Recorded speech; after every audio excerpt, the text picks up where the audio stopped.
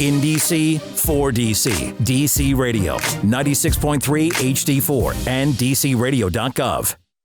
Welcome to the District Creators Radio Show. I'm your host, Savvy Cherise, and I'm very excited to introduce you all to today's guest, Mr. Marcus Ellis, who is the founder of Giving with a Purpose, a local nonprofit serving the DC area. Welcome to the show. Thank you for having me. I'm glad to be here. Thank you for coming. I feel like you may be the second or third nonprofit to come on the show, and the first guy to own a nonprofit on the show. Look, I'm glad to represent. Yeah, represent for the men, for the Black men doing community service. So tell us what Giving with a Purpose is and how it got started.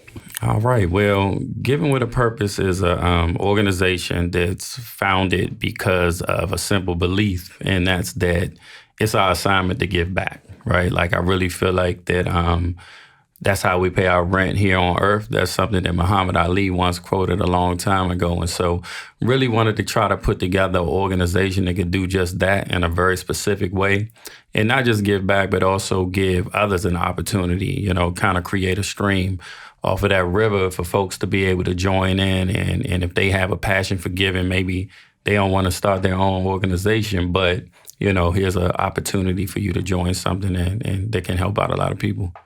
And how did you get started with giving and service? I mean, a lot of it, I think that there was this separation at one point in my life when I realized that although my career, what I get paid for, was it looked like giving back, but you get a check for it, right? Yep, every 2 weeks. Exactly. So I had to say, look, let me step outside of that and figure out some things that I'm passionate about that I can affect. And again, be very assignment based in that and put all of my energy toward a few things so that I could make a strong impact toward them. Love it. So I'm going to read something from your website, which is gwapdc.com. And it says, our mission, Giving with a Purpose, focuses on the unique needs of individuals, families, and communities through providing acts of service, education, awareness, and physical donations to those in need. What are through your mission, what are some of the initiatives that you serve? So our core mission is where we try to provide homeless men with some essential needs, which are socks and underwear. We did our research and we found out, that it's a lot of good things going on towards that population, but very specifically, what's the need? What's that thing that they absolutely kind of have to have in order to make it out here in these elements? And that's kind of how we came up with socks and underwear. And so this is really something that's derived around having fun, having people come out and have a good time, but at the same time, providing these essential items through donations from people that care. I was started to chuckle a little bit because I first got introduced to your organization through your socks and underwear drive. And I remember a funny story. I bought a pair of socks from H&M and you were like, the guy's going to be cold.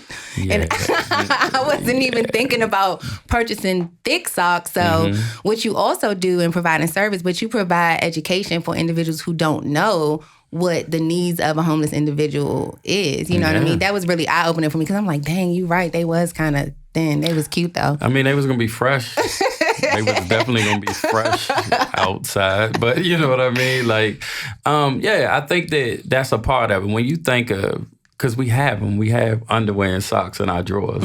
Plentiful, right? And when you think about the hygiene factors around not changing your undergarments when you're sleeping outside in the elements, a lot of things can derive from that. Yeah. When you think about just the fact that you're on your feet all day when you're homeless, like there's not a lot of time that your feet are not in use. And so socks are essential there too, not just for hygiene and comfort, but just in terms of these are something you really need to stay warm. So this show is really about highlighting the work of creatives, authors, artists, entrepreneurs. But I think there's something to be said about owning a nonprofit as well, because there is a business of that. What does the business element of owning a nonprofit look like from your lens? It looks like you always need money.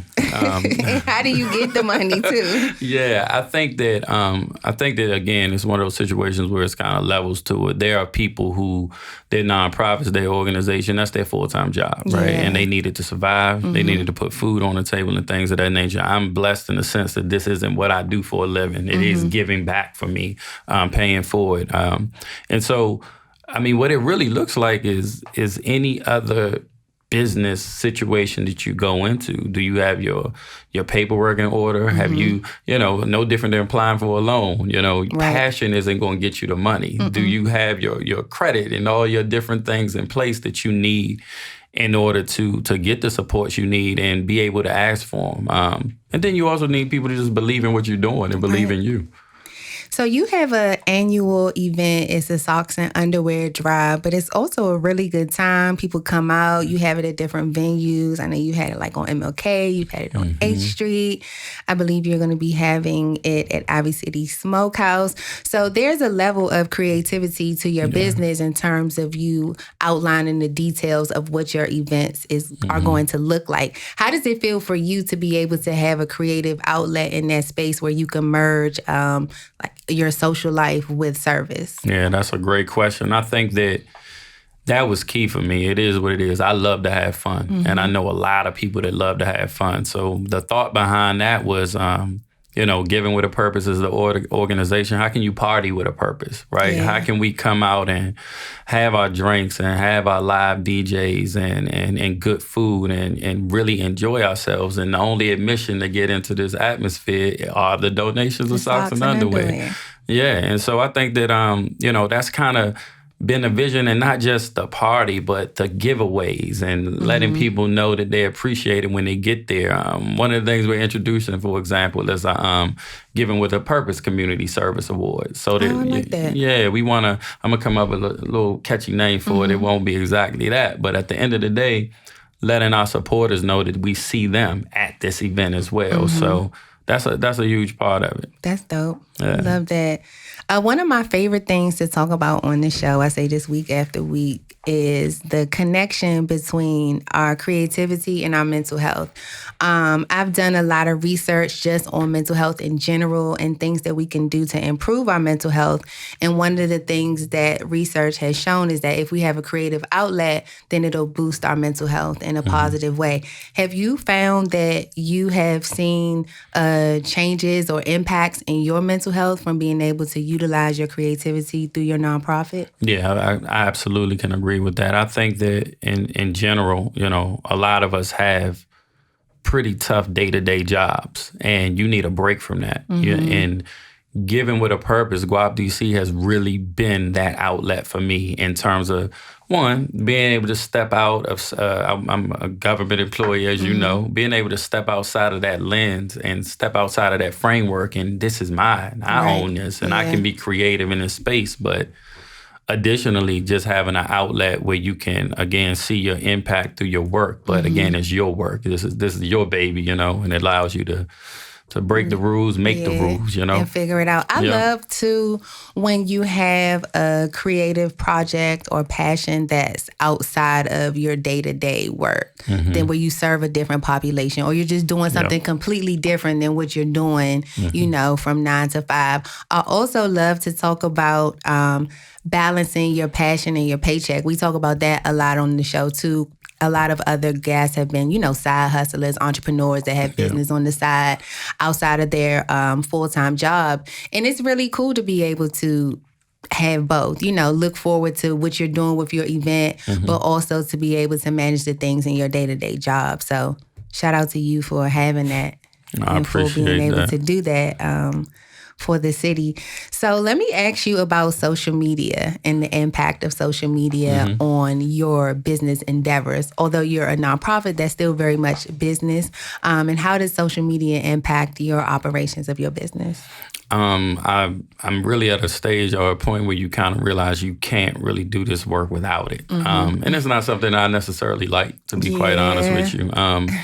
I would love for that day I see people go on these 3-month hiatuses off of social media. We can't afford to do that in this work. People done forgot about your organization, your socks, your underwear, and all of that. Exactly. And you'll disappear. And so And it's advertisement now. It is. Right? If you want to open up these doors for people to sign up and volunteer or come out and participate, it's really at a point where if you're not on social media, you don't exist. And so you got to manage that platform or get somebody to manage it for you. I was going to say that too. I was talking to a girlfriend recently. We were just talking about how Instagram particularly is almost like a place. It's like a alternative reality. Like, oh, well, let me see what's going on Instagram. Or you almost feel like you see people. Because I almost felt like I saw somebody one day. I'm like, oh my God, I just saw her the other day. Oh, it was on Instagram. Yeah. It wasn't like at the store. It's or weird. something like that. But to your point, I do feel like there needs to be some kind of balance, especially when you start to feel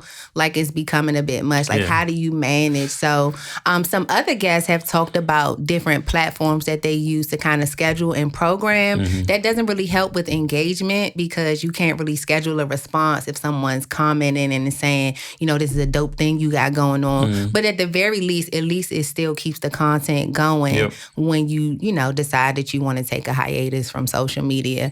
But like you said, it's the great connector. It's where everyone is. And if you're pushing out information, content, or anything that's going to help to build your business and your audience, then you got to do it on social media. I think one of the things specifically kind of with nonprofits or any organization, person that's in the business or service with social media, I just say, also remember to respect what you're doing, right? Like if you're helping the homeless, I mean, we don't have to get the video of you handing them the food with their face in the picture. Like, it's I've seen somebody post this recently. Just imagine yourself at your worst point in life. Would you really want that camera in your face? Because I need that food, but you just got to have some type of etiquette with it, some type of it can become classless at times. I think so, especially with the homeless thing too. I wanted to talk about that. I'm glad you brought that up because it's almost like, and I know you're going to agree with this because we've talked about this off air before, how service has now become like trendy, right? So it's like a way to build your social media following almost, and it's at the expense of the people who are being served. Exactly. And that's not cool. Nah, it's definitely not. And I think we see it time and time again and in both realms of the world that we work in. I mean, whether that's violence prevention, whatever it is, like you don't have to get every picture. You don't have to capture every moment. Some things you can keep a little bit more quiet and behind the scenes. Absolutely. So where do you see Giving with a Purpose going in the future? What are some of the other things that you work on with Giving with a Purpose? I think that I see a change coming in terms of, you know, this will be our 5th year. I was just about to say, I didn't ask when you were founded, so. Yeah, 5 years ago. It started with the Socks and Underwear event. So you just I guess I got an anniversary coming up for this, not just the event, but deciding to have the organization. Right. And so I think that one thing is going to happen, we'll always keep that. That event will happen, you know, year after year and continue to grow, hopefully, prayerfully. But my passion for colon cancer awareness is probably going to supersede in terms of where my focus and my energy is. I think that it's one thing to have an event. It's another thing to have a mission or assignment to spread a message and really get across to as many Black men as you can. And so I think that that's going to be kind of the change in what you see. Colon cancer awareness is one of like your programmatic focuses. Can you talk more about how that came about and what you're doing to promote colon cancer awareness, especially among African-American men? No, absolutely. I don't have probably anything under Giving with a Purpose that doesn't kind of derive from some type of passion of my own, something that's touched me personally. And so that's the same thing with colon cancer. I lost my dad to that in 2010.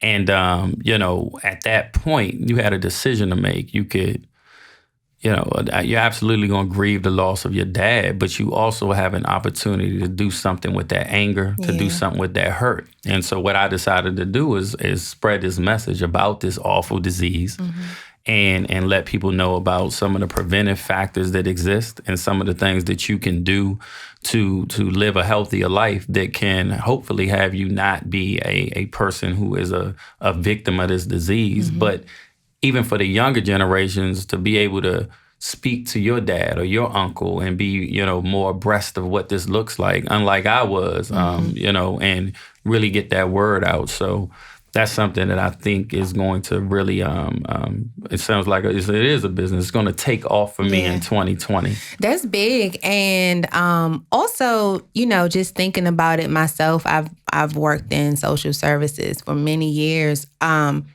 It's really dope that you have something that's for men. Yeah. That's by men and that's focusing on the needs of men. I feel like there's a huge need for that.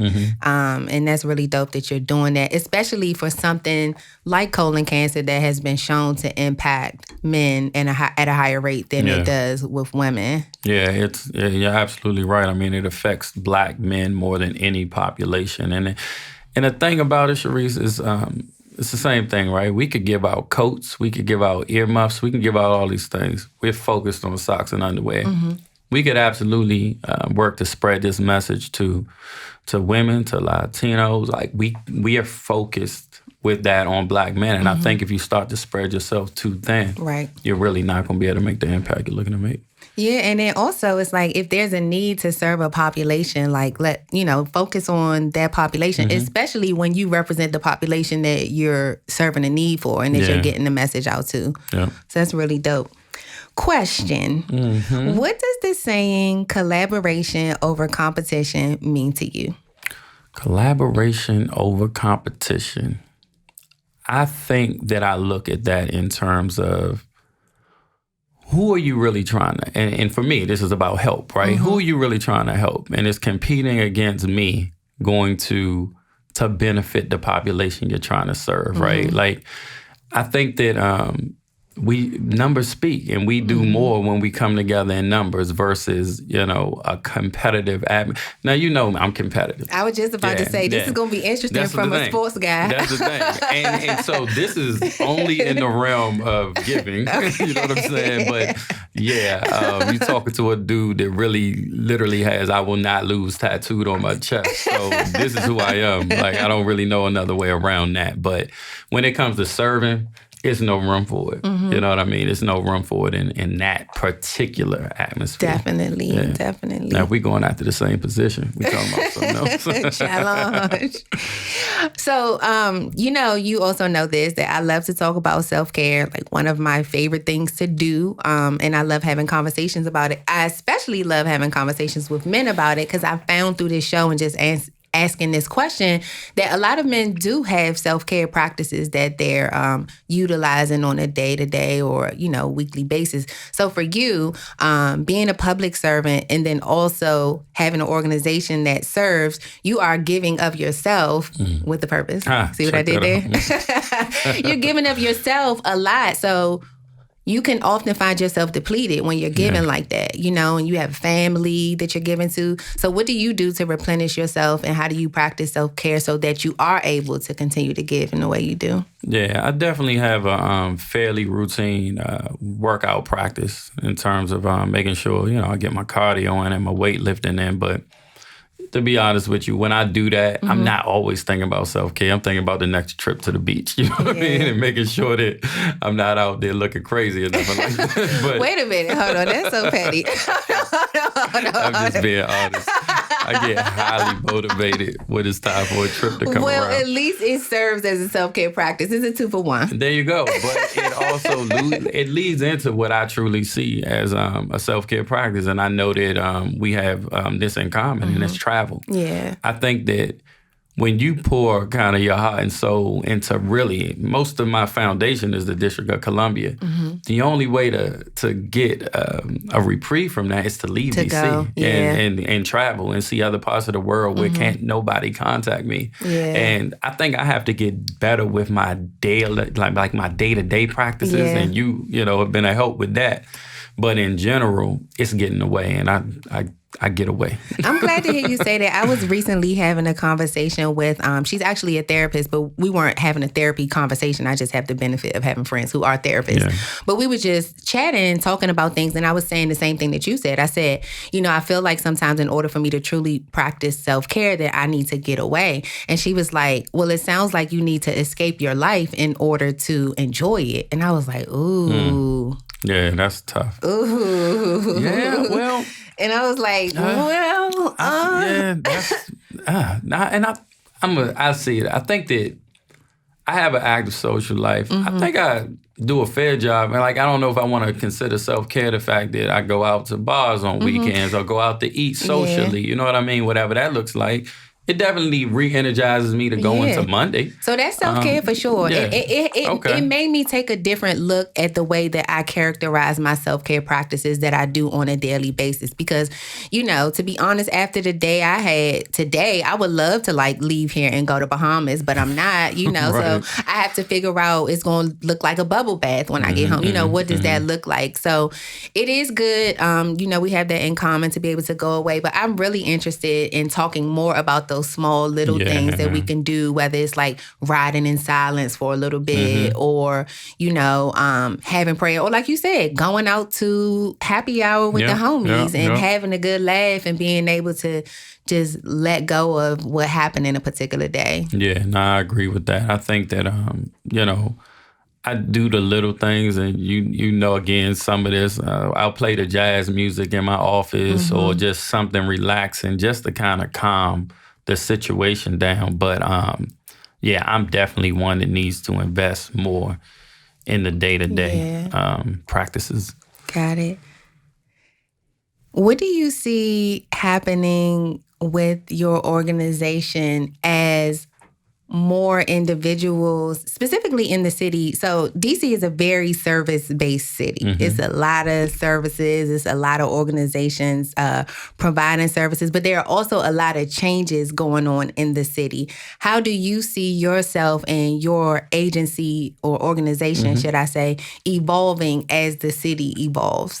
Yeah, I think that that's a tough one. I think that while the city is changing, there are certain factors that, DC is very aggressive towards working to end homelessness. We're very aggressive towards, a few of the things that fall under my organization, but colon cancer isn't going anywhere, right? So it's not. I think that it's something unfortunately, or maybe it will soon. Hopefully.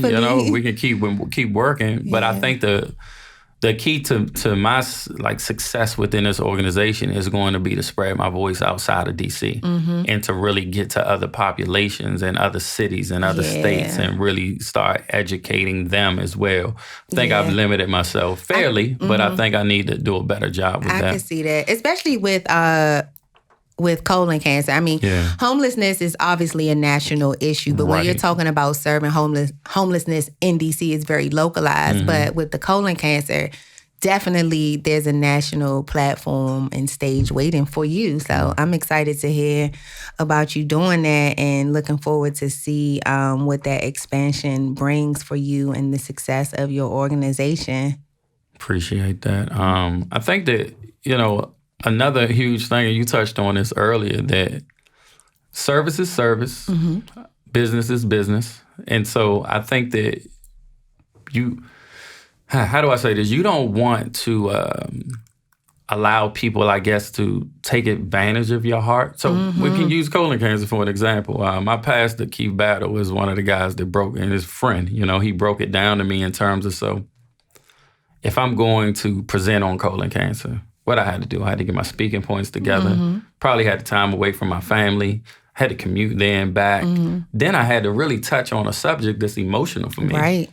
I did a lot. Triggers. Compensation. Yeah. There's a point in time where you're going to have your events. You're going to have your things that are really about giving. But I'm huge on the fact that, an artist get paid. He gets paid for his passion. If you can sing, you get, and you're good, you know what I mean? You're going to get, I think that you have to really be astute enough to understand that your time is worth something. It is. And you need to make sure that compensation is a part of it. I'm glad you brought that up, because that's actually one of my standard questions, but I wasn't really sure how to pose it in terms of, you having a nonprofit. But I typically ask in terms of creativity and compensation, like, what is your advice that you would share with others on pricing and selling your creative work? So you kind of touched on it, but interested to hear your thoughts on that. Yeah, I think that, and I'll use this as an example. I get countless emails about, can you come talk to my... They want you to do it for free. Yeah, absolutely. I didn't even think about Yeah, can you come talk to my son? He's off the hook, blah, blah, blah. Okay, or I got this Sunday school group. Can you come out and talk to the... And then they pull on your heartstrings because they say my little son and my Sunday school prayer group. Yep, a point where that has to stop. Yeah, they're going to have to dig into that offering. Yeah, because there's something there because you're paying other people. You are. You know what I mean? Yeah, no, that's real though. Yeah, that's real. It gets to a point where it can actually be considered a little bit disrespectful to myself and others to say, yeah, come on out here and do this for free. And then it's like, again, right? You know what I mean? So, yeah, I think that it's just something we got to be aware of and don't feel selfish about it. Yeah. It's really not that. What is the biggest lesson that you would say you've learned through business, entrepreneurship, and through your nonprofit? I think that the biggest lesson would be for me is to understand the management of your passion versus the business side, right? Because again, you can go into something 100%, but if you don't have the management and the business plan, and again going back to the paperwork, and you have a passion, you don't have an organization. Yeah, you know what I mean? You got a hobby. Exactly. You got a hobby. You got a hobby, exactly. And when you're putting together an event or something of that nature, when you're expecting 200 plus people to come out and enjoy themselves, you have to respect that. And you have to understand that there's some work that goes into that. So again, I think that if your passion is just passion right now, join someone else's organization and support their cause. But if you want to own it, you got to understand that it's two sides to that. You just made me think about something in terms of like ownership versus, working with and for someone else when you're really focused on the mission, but I don't have enough time. So I'm not even going to touch on that because we only got a few minutes left, but I want to play a really fun game, switch it up a little bit that we play on the show every week. It's called #DC or Nothing and pays homage to Mr. Tony Lewis Jr., who is the creator of #DC or Nothing. So the game is really fun. I'm going to ask you a series of questions you have to answer with a person, place, or thing in Washington, D.C. And as a native Washingtonian, I expect you to answer all of the questions with flying colors. You ready? I'm 43. Let's see what happens. No, it ain't history, though. It's just based on what you like. All right, so cool. D.C. or Nothing. It's a summer day. I always start with this because I love summer. Right. Summer day in the city. You hanging out with the homies. Yeah. For a guy day.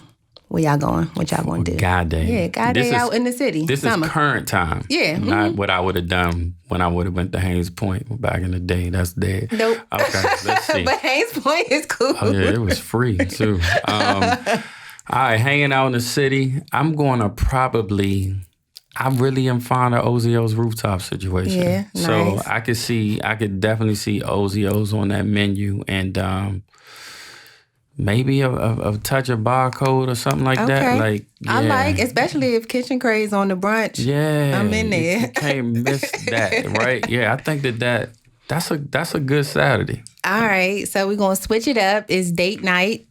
You are in charge of date night for wifey, so she's just showing up. She don't know where y'all going. Where y'all going? So I'm a huge fan of staycations, right? Like that's my thing. I don't know why I keep ending up at the Eaton here lately. It's nice. Yeah. It's really nice. And they give you crystals at the front desk. So. See, I've only been in for work. I never got the Shane crystals. said, I didn't know that. So yeah, like to me, I take date night seriously. So probably eating wherever that is, a nice hotel downtown type situation. Find a good place to eat, somewhere with a good steak, something of that nature, and then a play. Something like that. This date night is intense. I like it. Date night is, This is a staycation date night. Fellas, pay attention. Yeah. If you really want to do date night, make it 2 days long. Oh, wow. That's spending the night. I think it's a good one. You avoid any situations with DUIs or any of that type of thing because you're right downtown. You're Ubering. You can get wherever you need to get. Love it. Thank you so much, Marcus, for joining us. Let us know how we can keep in contact with you online and on social media. Sure. So the website, again, as you mentioned, is guapdc.com, GWAPDC.com. And on social media, it's Marcus Ice Ellis on Instagram and Twitter. Love it. And keep giving with a purpose. I appreciate it. I'm going to do my best. I appreciate you. In DC, for DC. DC Radio, 96.3 HD4 and DCRadio.gov.